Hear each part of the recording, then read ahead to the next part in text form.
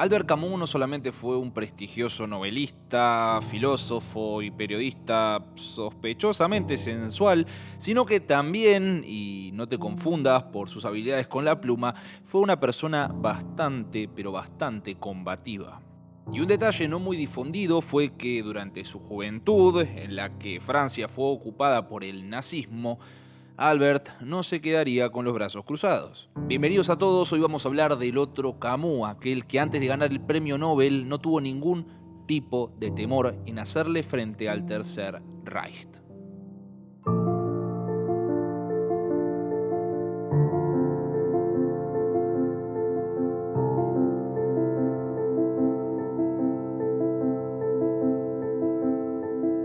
Albert Camus fue un escritor brillante y creo que sus pálmares lo respaldan, sin ningún tipo de dudas. Si bien los literatos, por suerte, nos tienen acostumbrados a una vida longeva y llena de arte, la vida de Albert terminaría precipitadamente a los 46 años luego de un trágico accidente de tránsito. Y esto no solamente dejaría un lindo y muy fotogénico recuerdo de él, sino que su carrera como escritor profesional no duraría mucho más que unos 15 años.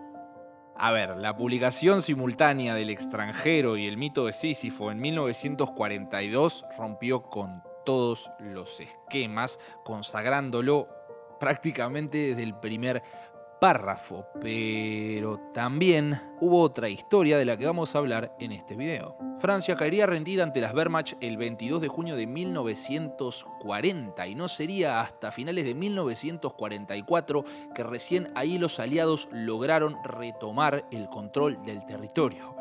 Durante todo ese tiempo el país estuvo ocupado. Y ni hablar que fueron años durísimos para todos los franceses, pero muchas veces, y medio culpa de las películas, ignoramos el papel importantísimo que cumplió la resistencia francesa durante todo el conflicto.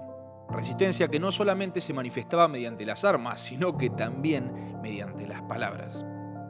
Después de la publicación de las dos obras que les acabo de nombrar, Camus pasó el resto del año internado intentando recuperarse de una tuberculosis que hacía bastante tiempo le venía jodiendo la existencia. Razón por la cual su salud no le permitió cargarse el rifle al hombro e ir a enfrentar a los nazis, por lo que ahora le tocaba combatir desde otro lugar. El periódico Combat era publicado por la editorial Gallimard, a la cual había entrado Albert a trabajar poco después de recuperarse, que no solamente sería un diario, sino que sería una de las falanges principales de la resistencia de la Francia ocupada. Si bien todas las publicaciones no fueron firmadas por él, investigaciones recientes recopilatorias indican que Albert habría escrito 138 editoriales y 27 artículos.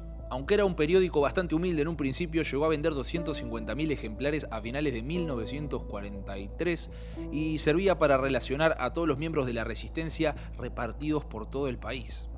En su primera publicación, Camus hace un llamamiento al buen patriotismo. El pueblo francés debía involucrarse porque la solidaridad era la única forma de apalear el martirio del enemigo común. Cosa que tampoco era fácil, ya que si bien el objetivo era terminar con la ocupación, la corriente de pensamiento que atravesaban transversalmente a la resistencia eran muchas. Pero las que suelen involucrarse en este tipo de ocasiones siempre terminan siendo las mismas. Por lo que Combat tenía un acercamiento bastante claro al socialismo, pero tampoco se guardaba las críticas al mismo marxismo, ya que no buscaban hacer política partidaria, sino que incentivar a los lectores a debatir y, por sobre todas las cosas, cuestionar. Y por esa misma razón, estas editoriales recopiladas en el libro La Noche de la Verdad siguen siendo tan fascinantes. Porque la lucha contra la crueldad del totalitarismo sigue siendo la misma, más allá de que hayan pasado casi 75 años de la última publicación de Camus en Combat. Lo que también sirve como una puerta al pasado, contándonos en primera persona cómo un pueblo ocupado experimentó un evento de las proporciones de la Segunda Guerra Mundial. Porque a veces nos olvidamos que mientras que no estemos en el campo de batalla, la vida sigue su curso. Y en cuanto a los contenidos, bueno, se hablaba de todo, desde comunismo hasta justicia o imperialismo, llegando a tocar el cine o las artes en algunas ocasiones. Una de las características más importantes de las publicaciones de Combat era las formas que tenía Camus de hacer política. Me explico. Tener un literato de esta escala escribiendo editoriales para unir a la resistencia de un país ocupado no es poca cosa, por lo que una misión de estas dimensiones requería ambiciones proporcionales.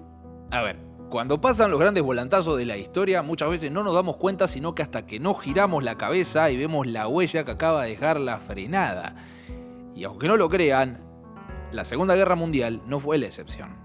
Era un mundo distinto, los cambios trascendentales eran palpables y el anhelo de reestructurar a la humanidad entera a la vez que se volvían a levantar los muros de las viejas ciudades europeas hechas pedazos, era un sueño que muchas personas, incluso Camus, tenían. Para él, el triunfo moral en la política no solo estaba en conseguir rechazar por completo a la ideología, hablando en términos marxistas, sino que también ponerle un punto final al realismo político. Una doctrina que los había empujado a 2 guerras mundiales y que constantemente insinuaba retornar a viejas costumbres que ya habían tenido un desenlace nefasto. Camus entendía que esta forma real de hacer política en realidad encubría tras los medios que supuestamente buscaban un fin, que además tomaba una relevancia muchísimo mayor que el fin mismo, en realidad justificar la finalidad que terminaba siendo antitética a aquella finalidad que supuestamente estaban buscando con estos medios. Y acá es donde resalta el pensamiento político de Albert, en donde dice que todos estamos de acuerdo en cuanto a los fines, pero en lo que diferimos es en los medios, porque no estaban del todo claros en este caso. Pero ojo, no confundamos su pensamiento, él no decía que el fin justificara los medios, sino que, de hecho, la gente que decía esto estaba equivocada. Que Camus formó parte del Partido Comunista Francés en la década de los 30 no es ningún secreto ni novedad, pero a diferencia de los comunistas, él no creía que cualquier medio era bueno para alcanzar la felicidad de la humanidad, aunque sí creía que todos teníamos un fin común. Y por esta razón era un defensor del socialismo, aunque hacía una clara distinción entre el socialismo marxista y el socialismo liberal, decantándose más por este segundo. Él proponía una conciliación de la economía colectivista y la política liberal donde se provea justicia y libertad al mismo tiempo. Un estado social donde cada individuo tiene las mismas oportunidades que los demás y el entorno político de respeto por el que es y lo que dice. En pocas palabras, hablaba de las sociales democracias que se empezaron a gestar algunos años después de su muerte, ya que consideraba que la revolución de 1789 y 1917 habían pasado a ser solo fechas en lugar de ejemplos.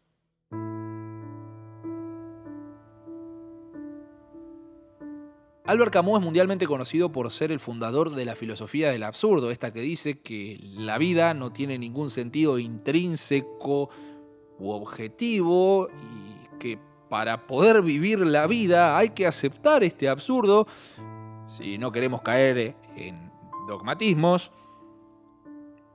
o quitarnos la vida. Y por esta misma razón de que carecemos de objetivos, cree necesario proyectarse en el futuro para sentir que la vida merece ser vivida.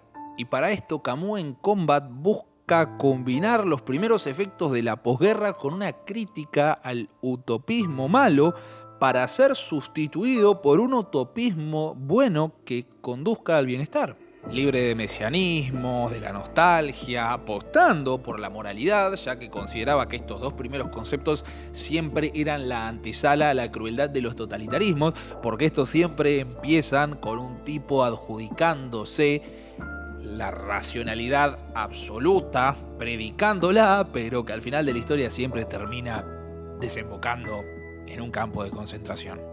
Y lamentablemente en estas editoriales podemos ver a un Camus bastante decepcionado con la prensa, que aunque él la quería siempre libre, terminaba viendo cómo ésta sucumbía ante la dualidad de la necesidad financiera y de los intereses partidistas.